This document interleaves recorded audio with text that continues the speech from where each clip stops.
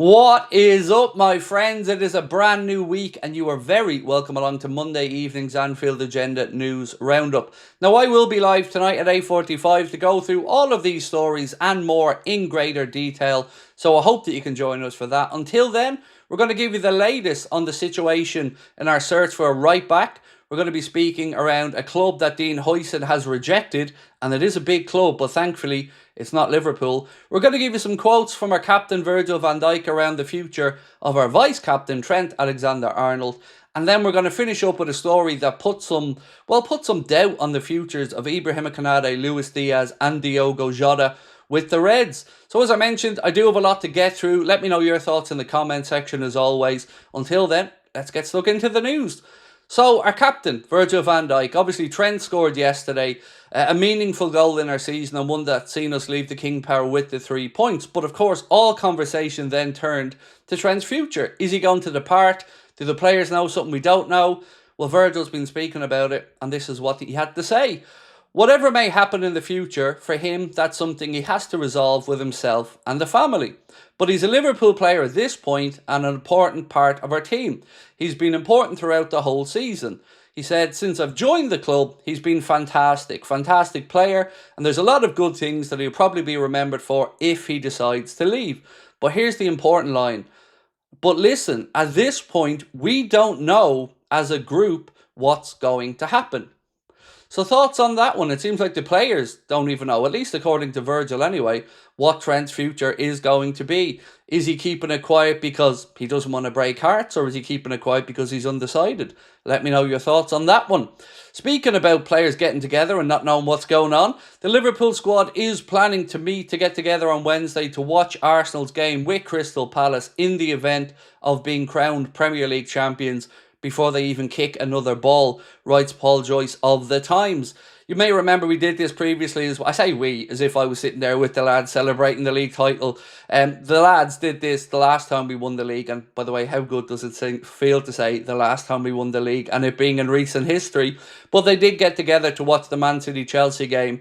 Personally, I don't know if this is me being selfish, but I'd rather it's won at Anfield on Sunday against Spurs, where the players can celebrate it in a stadium filled with Liverpool fans, and of course the Reds fans get to celebrate it as well. So let me know what you prefer.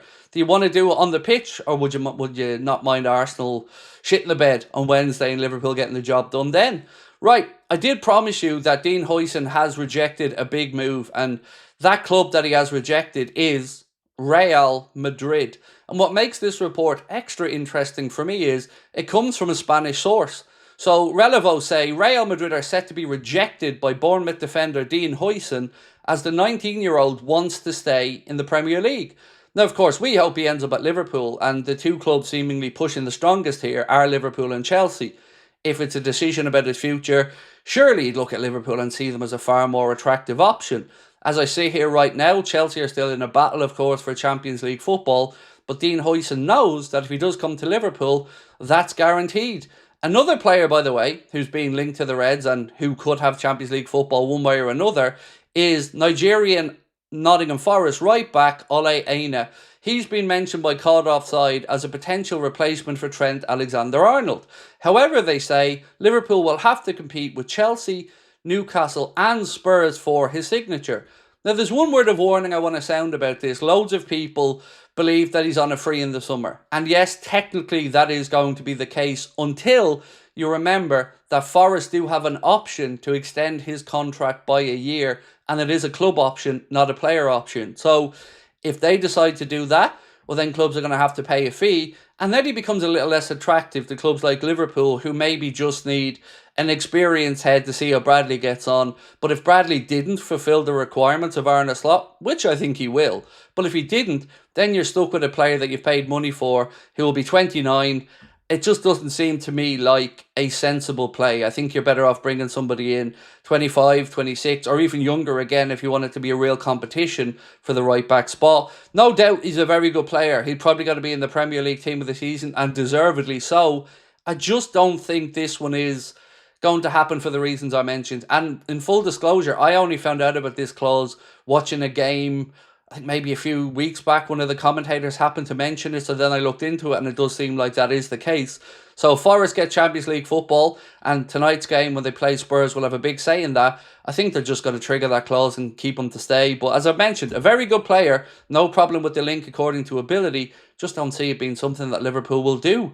Speaking about Real Madrid being rejected, well, there's one person who looks like he may not reject him, and that is former Real Madrid and Liverpool player Xabi Alonso.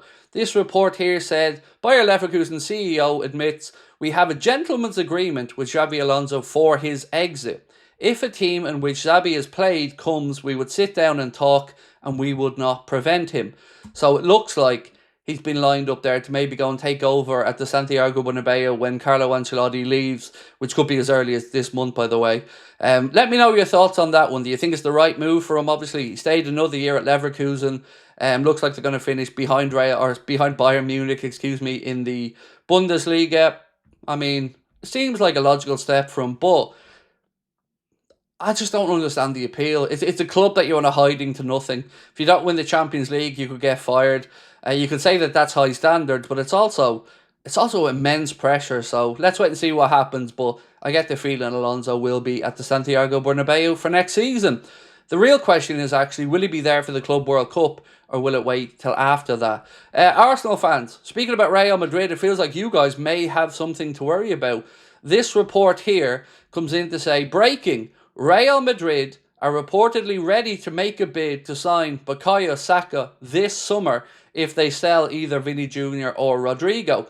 Now look, Arsenal fans, I don't think your boy's going to want to leave. He's at a very good club, his club, he's idolised, playing really well, got a manager that trusts him, and, well, they just knocked Madrid out of the Champions League as well, so I don't think Arsenal fans should overly concern themselves, but the barrage of Madrid media that they might be in for, well, we know what that's like, so I wouldn't wish it on anyone in all honesty. Jonathan Tah, he has announced that he will leave Bayer Leverkusen this summer when his contract is up. And this piece here suggests what club should sign him as a free agent. Now, we've been linked in the past with Liverpool. He'd been linked with Bayern Munich. And he'd been linked with Real Madrid as well. So let me know what you guys think and where you think Jonathan Tah's future will end up. And the last story is the one I promised you guys. Football insiders say that Liverpool are planning talks to determine the futures of Luis Diaz, Diogo Jota and Ibrahima Konate as they head into the summer transfer window. I've been speaking about this for a while with you guys. The only reason Konate is in that conversation is because of the contract situation. If Liverpool can agree an extension, happy days, Ibu stays. If they can't, then they're probably going to have to cash in or face losing him for free in a year, which would just be stupidity. Luis Diaz, well, there's been talk of him moving away for over a year now, so let's wait and see if that is this summer. We know, of course, that there's interest from Saudi Arabia in him.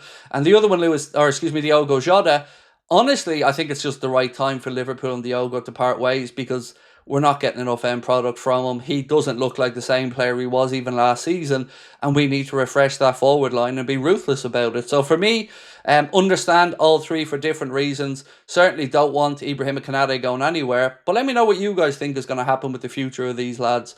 And that is pretty much it for me for now, ladies and gents. But as I said, I will be back at 8:45 tonight. Thank you all again for your support yesterday in what was an incredibly difficult day. I'm not going to lie, it really was a tough one, but we do appreciate your support on it all. The love and respect that you guys show me and my family is never forgotten, so thank you for that. And we'll talk soon. Much love. Bye-bye.